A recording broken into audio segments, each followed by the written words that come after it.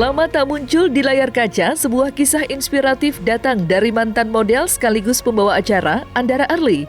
Sebagaimana diketahui, wanita berusia 43 tahun tersebut telah memutuskan untuk meninggalkan dunia entertain dan memilih mengadu nasib sebagai karyawan di salah satu perusahaan. Tapi ternyata menjadi karyawan tidak membuat hidup Andara dan suami jauh lebih baik, terutama dalam hal finansial. Keduanya kemudian memutuskan mundur dari pekerjaan baru mereka dan sempat vakum selama beberapa tahun. Untuk menopang hidup, Andara dan sang suami meminta uluran tangan bank yang memberikan mereka pinjaman. Tapi badai kembali datang, lantaran Early tidak sanggup membayar hutang hingga jumlahnya menumpuk.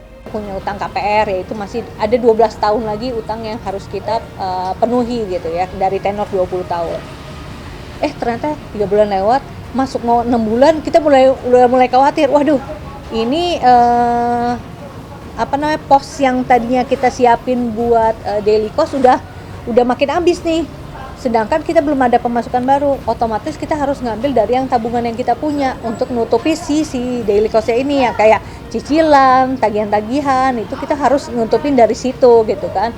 Kita harus ngambil dari sana, mantap lah istilahnya, mantap makan tabungan. Nah, abis itu begitu udah masuk 6 bulan, gimana? Udah makin teriak-teriak, tagihan tetap datang dong, nggak mungkin nggak. Mau nggak mau kita udah mulai ngambil dari tabungan, terus kita sebulan ngambil dari tabungan, kita langsung mikir, nih kita harus bikin plan selanjutnya dan kita harus bikin action secepatnya juga. Tidak ingin terlilit hutang, Early dan suami kemudian memutar otak dan memikirkan skema pelunasan hutang. Alhasil, dengan berat hati, Early terpaksa membobol tabungannya sendiri demi melunasi hutang yang ia tanggung.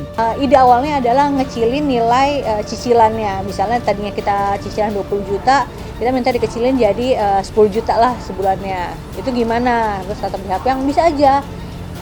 Tapi yang tadinya kita sisanya 12 tahun itu otomatis jadi panjang lagi, bisa jadi 18 tahun. Waduh, ini gali lubang tutup lubang nih jadinya kan, si malakabah banget. Waduh, nggak bener, udah gitu kita belum tentu tahu juga kapan kita akan dapat pemasukan yang stabil lagi kan. Nggak berani cek lagi sebenarnya total utang kita berapa sih. Berharap dengan sisa 12 tahun, tadinya kan tenor kita 20 tahun, udah 8 tahun ini kita udah lumayan lah ya, udah bisa hampir setengah jalan nih, kita udah bisa nutupinnya.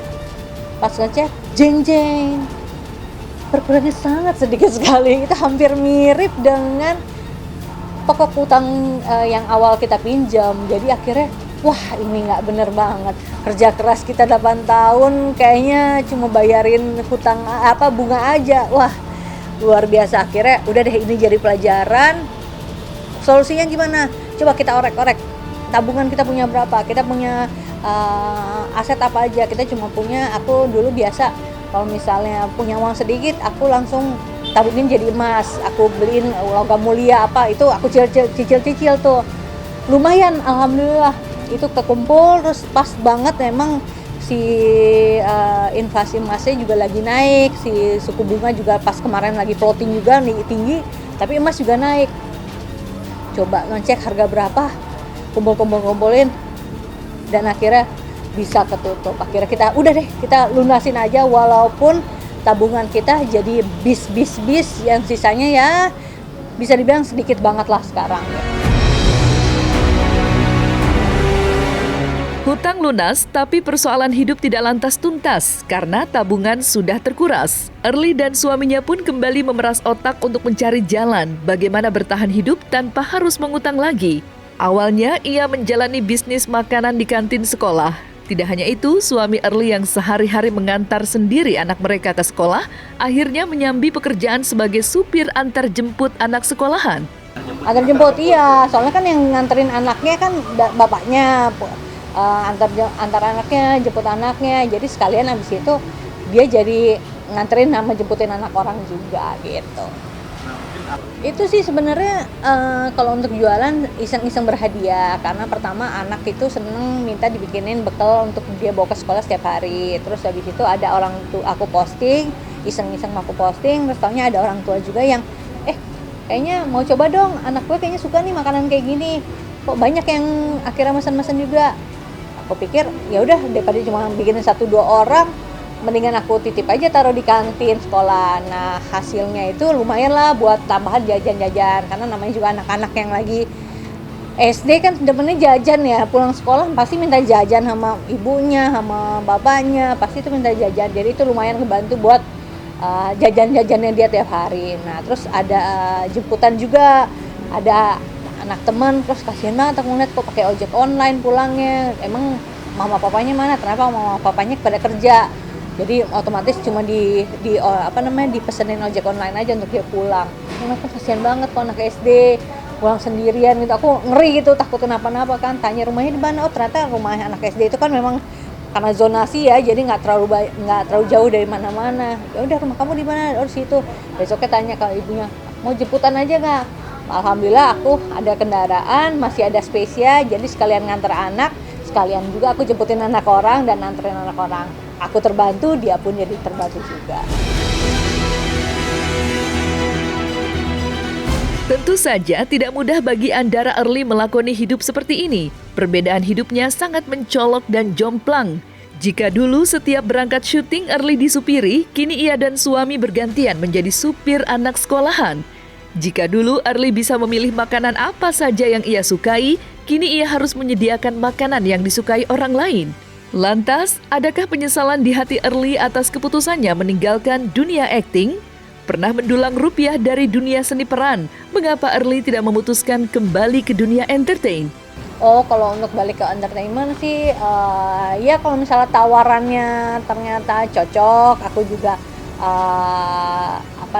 sejalan gitu ya, sejalan dalam arti bukan karena Haji mumpung aja nih karena ada yang nawarin gini aku langsung ambil semuanya, itu enggak, karena balik lagi basicnya aku kerja di dunia seni ini karena passion gitu, jadi harus dari sininya juga seneng sama kerjaannya. Aku nggak cuma semata-mata mumpung ada tawarannya kapan lagi nih gitu, enggak gitu. Resikonya pasti ada ya, karena dengan breaknya aku 5 tahun aja kan pasti banyak perubahan ya. Perubahannya maksudnya kayak ya trennya industrinya lagi seperti apa, terus platformnya juga sekarang udah banyak banget. Mungkin pada saat 5 tahun lalu platformnya juga belum sebanyak ini, tapi sekarang kan banyak banget gitu, mulai dari sosial media, mulai dari digital gitu ya. Jadi sekarang lebih terbuka banget. Bukan nggak mungkin aku kembali lagi, bukan nggak mungkin, tapi ya balik lagi untuk pilihan kerjaannya aku masih tetap selektif gitu.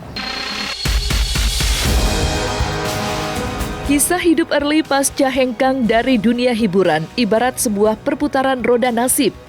Dulu, saat masih menggeluti dunia artis, Early berada di puncak segalanya. Tapi kini, ia seperti dilemparkan ke titik nadir. Dan inilah permenungan seorang Andara Early atas perputaran roda nasib yang ia alami dari puncak karir sebagai seorang selebriti menjadi figur biasa yang mau mengerjakan apa saja demi bisa bertahan hidup. Dari waktu itu emang udah berusaha sih, maksudnya balik lagi kan hasil akhirnya bukan kita yang pegang kuasa ya gitu. Jadi kita usaha aja, kita ikhtiar aja, yang penting kita jangan yang ngeluh gitu, yang kayak ya Allah kenapa sih nasib gue kayak begini, itu jangan gitu. Maksudnya ya udah, emang fasenya lagi di sini, jalanin aja, karena ya namanya juga roda kan berputar gitu. Jadi ya nikmatin aja semuanya. Aku ngambil positifnya, bisa kumpul sama anak, kumpul sama suami, kapan lagi yang biasanya kalau kita kerja pulang cuma dapat capek gitu. Anak-anak juga nggak bisa se-update ini sama kita gitu.